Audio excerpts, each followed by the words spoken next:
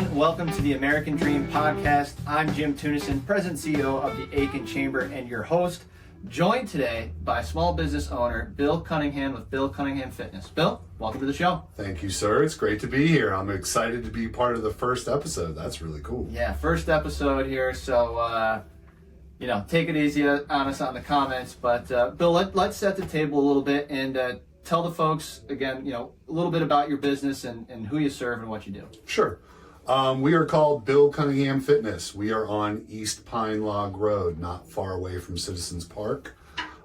We do small group personal training. So you're talking about 4 people or less during the course of an hour. We love that because it allows us to have all the good things that come along with a group, but we can still individualize our training for each person as they need, make sure they're doing appropriate things. There's 2 of us, myself and Vanessa Stone. She is also my nutrition expert. So we also offer full service nutrition counseling for clients, and that's what we do. We try to get people strong. The business is there to help people feel better so they can do more in life. And we want to give people a place where they feel like they can belong. Yeah. So that's kind of what we do. That's awesome. You run the full spectrum. That's pretty right. Cool. That's right. So let's back it up a little bit. Now, you didn't grow up in Aiken, right? Where are you from? Until just before I started high school, I lived in Pittsburgh, PA. So how yin's doing? And then we moved down here when Westinghouse got the SRS government contract. Because my father is a nuclear engineer with Westinghouse. Okay. So he came down here for career opportunity, and we started a very new life. And then I went to Evans High School, and then I went to the University of South Carolina in Columbia. So that's kind of how it played out. Yeah, so you guys moved down here, graduated. First of all, what did you go to school for, and then what did you do? When you start talking about my old career arc, it's gonna be fun. I went to school for music. I have a music degree. I started out as vocal performance and quickly realized that the dream and my abilities were a little bit far apart. So then we went to music education and ended up with a Bachelor of Arts in Music. I looked into changing to a journalism major, but they told me that was going to add a bunch more school to my school, and I said, let's just stick with what we got. So we might need to another episode to have you break out in song, play the piano a little bit. It's another whole ball game, buddy.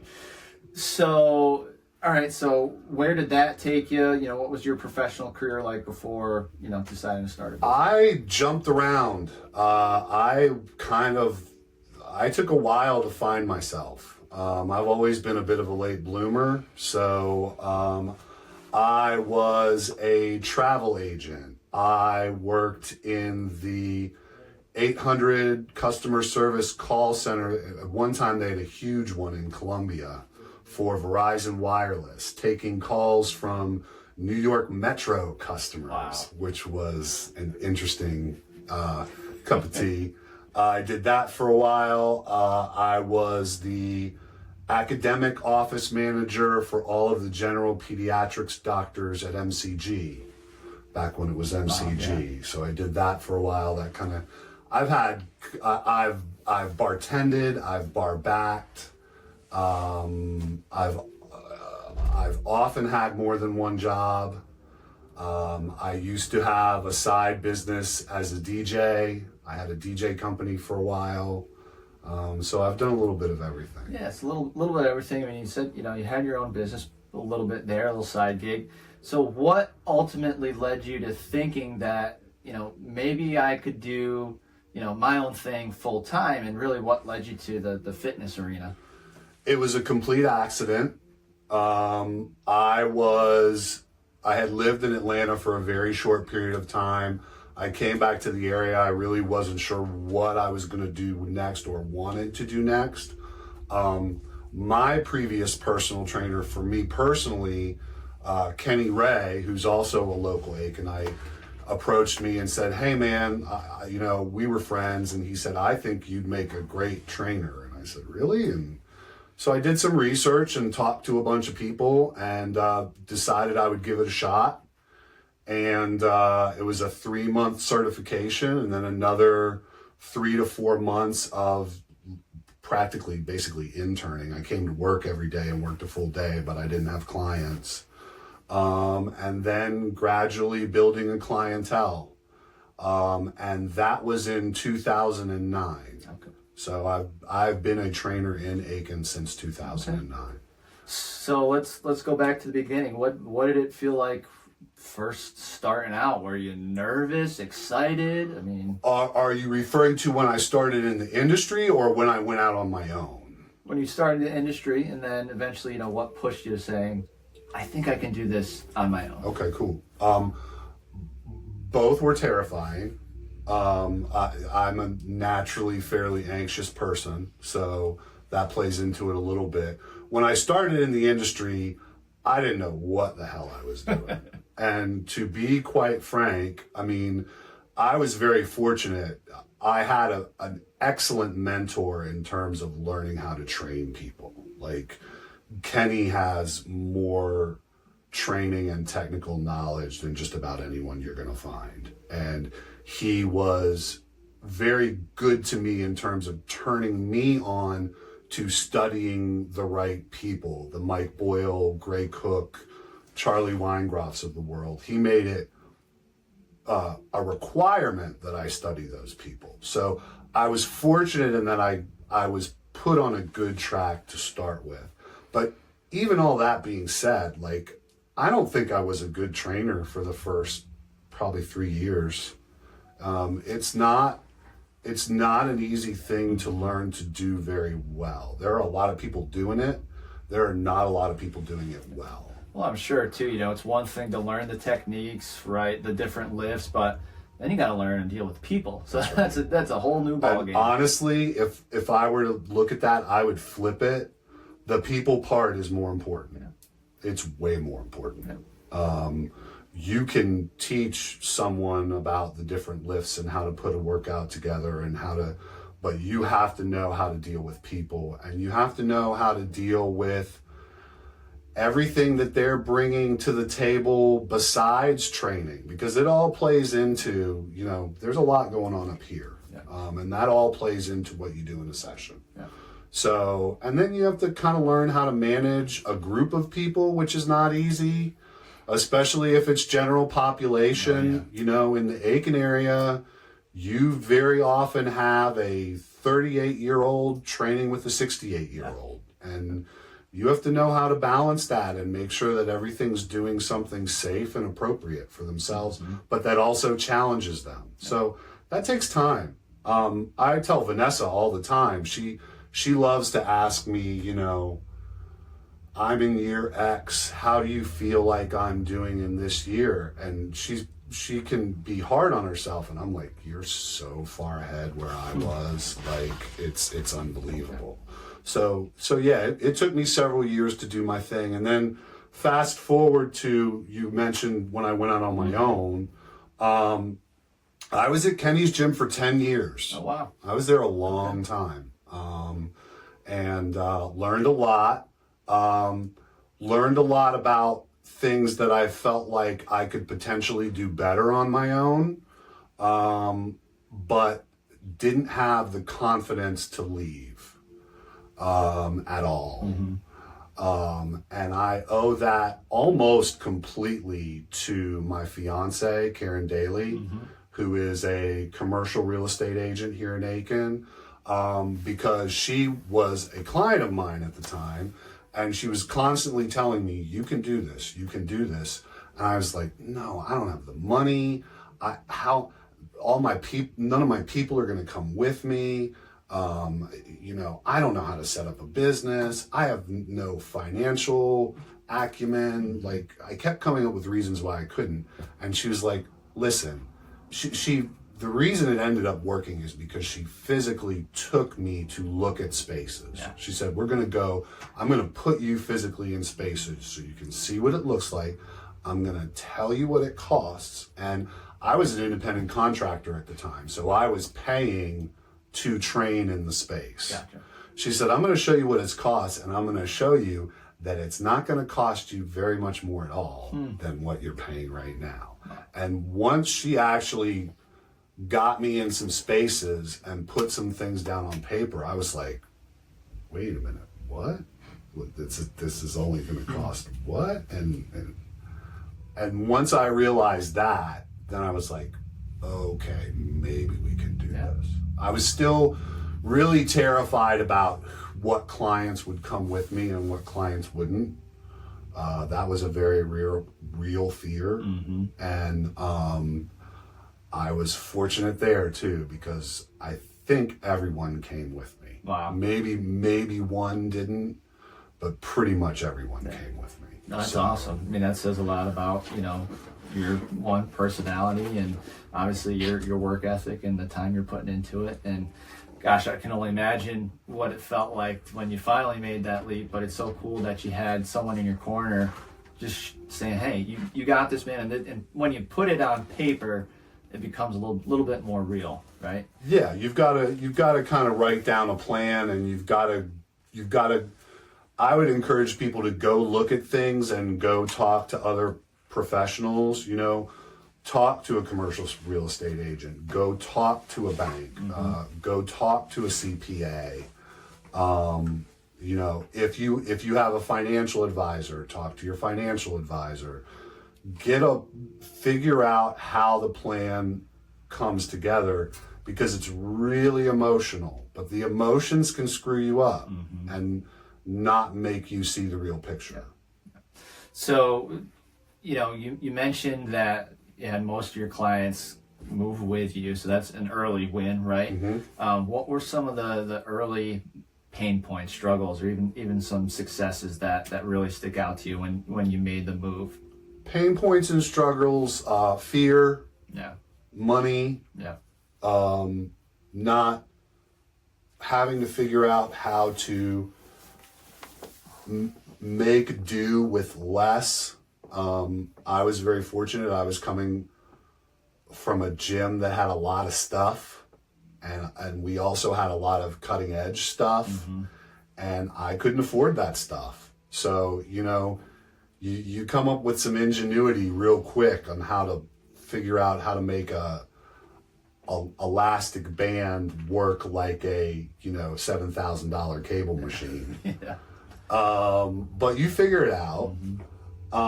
Successes, all my clients coming with me, and they didn't just come with me, they were so excited for a new start, and they were really excited for me. And I had a few people tell me, like, we've been wondering when you were going to do this. What took you so long? So yeah, that was the biggest early win was just the support I got. I had clients who were close friends helping me set the new place up. I couldn't have done it without them. So yeah, I got a lot of early support from people. That's awesome. And was there a moment, I know running a small business is one of the hardest things in the world. Was there a moment where you could finally breathe, or you felt like, all right, this is clicking, I'm in a good place and I might not have to go back and, work at somebody else's gym? Yeah, I'd say probably about 6 to 8 months in. At that point, just the simple fact that I had paid the bills for 6 to 8 months. And also that's enough of a sample size for me to have an idea of what it was really going to cost. And also the fact that over that time, my numbers went up. They didn't go up a ton, but they went up some. So I saw that I could pay the bills, and I saw some early growth, and I had the good vibes and good support of my clients coming with me. So that kind of made me go, okay, I think we can do this. Something here. Yeah. So, looking back, is there one thing or a couple of things you wish you could tell yourself, things that you know now that you didn't know then, looking back, like, hey, it's going to be all right because of this, or hey, don't be a dummy, you should do this instead of this? I'm always having, and this is partially just me and how I'm wired, but and maybe this will help other people, I don't know. I'm always having to tell myself to try to be a little bit more of a ready, fire, aim type of a person. I want to aim and aim and aim, and then step back and take a look at the picture, and then maybe I can dial it in a little bit more, and okay, we're not ready to execute just yet. Okay, let's do this. And honestly, that's not, if there's one thing, I'm still not great at business. I've still got a lot to learn. I'm really good at training. I'm still not great at business, but if there's one thing I'm learning more and more in business, it's that speed of execution is important, and you need to just go ahead, and if you have a fairly good idea about how you want to do something, just do it. You don't need a perfect plan or a watertight plan. You need a fairly good idea. You need to feel like you're fairly knowledgeable, and then you need to execute, because the most important part of the equation is the early returns you get back from your execution, because that's how you learn. Yeah. And that's how you know if you need to change it or just dial it in, or if it wasn't a good idea. And that's important knowledge too. Right. If you fail, that's an important piece of data too. So that would be my advice. It would be, they talk about the 80% rule. If you're 80% there, you should probably move on to the next thing, because the last 20%, the time you spend on it gets bigger and the return gets smaller. So if you're in that 80% ballpark and it feels like a good idea, you should go with it and then start learning from it. No, that's a good advice. Sometimes we become our own worst enemies, and you just overanalyze everything, where, like you said, it's better to decide, act, move on. What do we learn? Let's keep moving. Yeah, get that data. Get that early data. Yeah. So switching gears a little bit, and obviously, we got to talk about Aiken, because it's the AikenChamber podcast. Absolutely. Why is Aiken the best place to pursue the American dream? There's a couple of reasons. I have to be, the first reason is practical. It may not be the best Chamber of Commerce advertisement, but it's cost. Like, stuff is cheap here. It's cheap to do things, and you can get a lot accomplished for a little bit of money in a town that is a very nice, inviting, beautiful, easy to get around, very easy here to make contacts. The chamber is the best place to start as far as that goes. But I mean, and I'm not just talking about, exchanging business cards. I'm talking about finding vendors, finding business partnerships that can help your business, and finding clients. The cost of living is low. The income is the median income is pretty good when you look at it compared to the cost of living. So that's another good reason to start a business here, because you've got people who are making pretty good money in a place where the cost of living is pretty low. Yeah. So that's, to me, that's the most, if I tried to do, I would love to live in Atlanta. If I tried to do what I'm doing in Atlanta, I don't even want to think about how much it would cost me to do it. Yeah. And how much competition I would have. Right. That's another reason. You can be a big fish in a little pond here pretty quickly. Like, if you want to grow fast and you really know what you're doing, you're going to be very successful here. Yeah. And how would you recommend to people, how have you gotten plugged into the Aiken community, and maybe how has it supported you in your Join the Chamber of Commerce. This was not a plug for the chamber. And one of the things I forgot to tell you when you asked me about past history is I actually worked full time for the Augusta Metro Chamber of Commerce. I did that for almost 2 years. I've always been a Chamber of Commerce fan. A lot of people who I've talked to in the small business world have joined and then told me, yeah, I don't know that it's really getting me much more business. And the question always after that is like, what are you putting into it? They're especially this chamber and what has been going on, I would say, over the last 5 years with this chamber. Although I give you and your staff a tremendous amount of credit, you also had a very good foundation laid for you by the former president.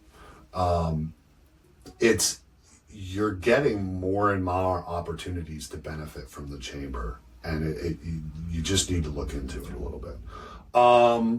Other ways to get clued in: this is a town that is very full of civic organizations. It is heavy on the civic organizations. It is heavy on the charitable organizations. Obviously, the horse community. If there's any way you can make a connection to the horse community, you should do it. One that we have fallen woefully short on, which is growing and growing and growing. And I noticed with the current masters, I know the Golf Channel did a big YouTube piece. I think Golf Digest did a big YouTube piece. This is becoming a golf destination. It used to be always kind of undiscovered gem for golf, but it is now turning from that into a place where people fly in on their PJs to play golf here. So tap into the golf community, because that's a fantastic one, especially, there's usually pretty good income attached to horses and golf. So those are some ways I would get started. Yeah, there's not a shortage of ways and things to get plugged into here. You mentioned a relatively smaller community comparative to, like you said, Atlanta, but I just feel like we have that small town charm, but big city, big city resources. Right? Yeah, 100%. So, Bill, we're winding down here, and I'll give you the last word. What do you want people to walk away with, knowing about your business? Where can people go to learn more? I want people to know that we can train all different types of people. I want people to know that strength is important to anyone, regardless of what your goals are, your age, your orthopedic history. Now, how that strength is applied is going to be different for different people, but everybody needs it. And no matter who sits in front of me, I could make the case for you why strength is important to you in your individual case. I want people to know that you don't have to get in shape to get in shape. A lot of people are scared about stepping into a gym. We are very used to that. Our primary goal with a new person is to make you feel confident about what you're doing, and to make sure that we're not giving you anything that you can't handle. There are lots of different types of gyms out there.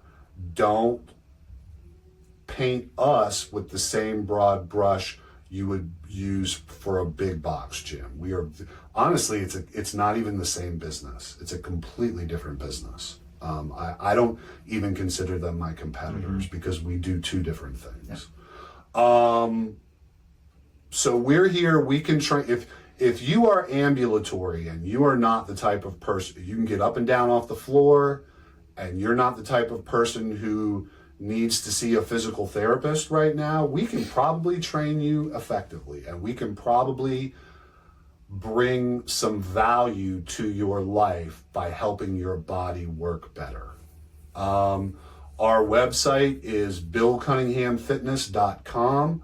That is a great place to start. We just revamped it about 4 months ago. It has all the information you need. If you're not sure, there are buttons all over the site that say get started. That will connect you directly to us. So you don't even, I'll give you my phone number. It's 803-622-5254. That's 803-622-5254. But honestly, if you go to the website, it's a great way to connect to us, and we'll get right back to you. We are looking to grow. We are looking to add more people to our team. We also have a pretty active social aspect.